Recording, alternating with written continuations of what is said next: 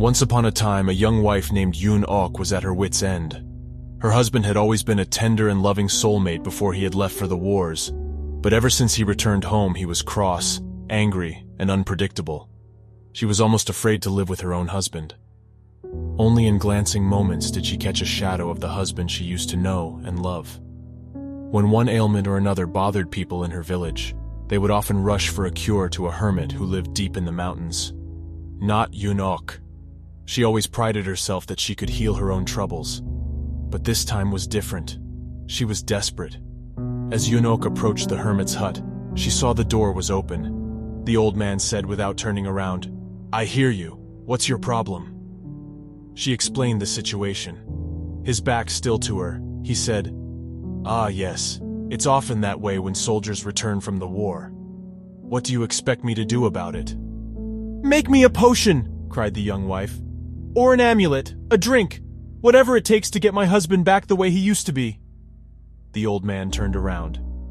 "Young woman, your request doesn't exactly fall into the same category as a broken bone or ear infection." "I know," said she. "It will take 3 days before I can even look into it. Come back then." 3 days later, Yoon-ok returned to the hermit's hut. "Yoon-ok," he greeted her with a smile, "I have good news. There is a potion that will restore your husband to the way he used to be, but you should know that it requires an unusual ingredient. You must bring me a whisker from a live tiger." "What?" she gasped. "Such a thing is impossible." "I cannot make the potion without it," he shouted, startling her. He turned his back. "There is nothing more to say. As you can see, I'm very busy." That night, Yoon-ok tossed and turned. How could she get a whisker from a live tiger? The next day before dawn, she crept out of the house with a bowl of rice covered with meat sauce. She went to a cave on the mountainside where a tiger was known to live. She clicked her tongue very softly as she crept up, her heart pounding, and carefully set the bowl on the grass. Then, trying to make as little noise as she could, she backed away. The next day before dawn, she took another bowl of rice covered with meat sauce to the cave. She approached the same spot, clicking softly with her tongue. She saw that the bowl was empty, replaced the empty one with a fresh one, and again left, clicking softly and trying not to break twigs or rustle leaves, or do anything else to startle and unsettle the wild beast. So it went, day after day, for several months. She never saw the tiger. Thank goodness for that, she thought. Though she knew from footprints on the ground that the tiger, and not a smaller mountain creature, had been eating her food. Then one day as she approached, she noticed the tiger's head poking out of its cave.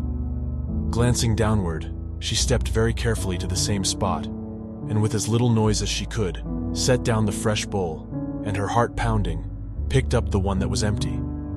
After a few weeks, she noticed the tiger would come out of its cave as it heard her footsteps, though it stayed a distance away.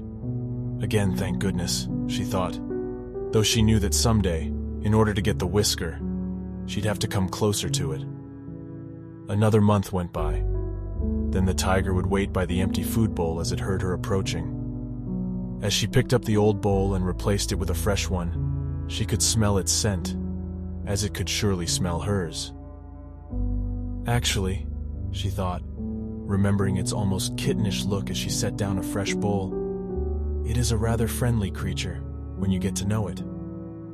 The next time she visited, she glanced up at the tiger briefly and noticed what a lovely downturn of reddish fur it had from over one of its eyebrows to the next. Not a week later, the tiger allowed her to gently rub its head, and it purred and stretched like a house cat. Then she knew the time had come. The next morning, very early, she brought with her a small knife. After she set down the fresh bowl and the tiger allowed her to pet its head, she said in a low voice, "Oh, my tiger, may I please have just one of your whiskers?" While petting the tiger with one hand, she held one whisker at its base, and with the other hand, in one quick stroke, she carved the whisker off. Relieved, she stood up as fast as she could, and saying a small thanks to the tiger, she left, for the last time. The next morning seemed endless. At last her husband left for the rice fields. She ran to the hermit's hut, clutching the precious whisker in her fist. Bursting in, she cried to the hermit, "I have it! I have the tiger's whisker!" "You don't say?" he said, turning around. "From a live tiger?" "Yes," she said. "Tell me," said the hermit, interested. "How did you do it?" Yunok told the hermit how, for the last 6 months, she had earned the trust of the creature, and it had finally permitted her to cut off one of its whiskers. With pride, she handed him the whisker. The hermit examined it, satisfied himself that it was indeed a whisker from a live tiger, then flicked it into the fire where it sizzled and burned in an instant. "What have you done?" Yunok cried, horrified. "Yunok," the hermit said softly, "you no longer need the whisker. Tell me, is a man more vicious than a tiger? If a dangerous wild beast will respond to your gradual and patient care, do you think a man will respond any less willingly?"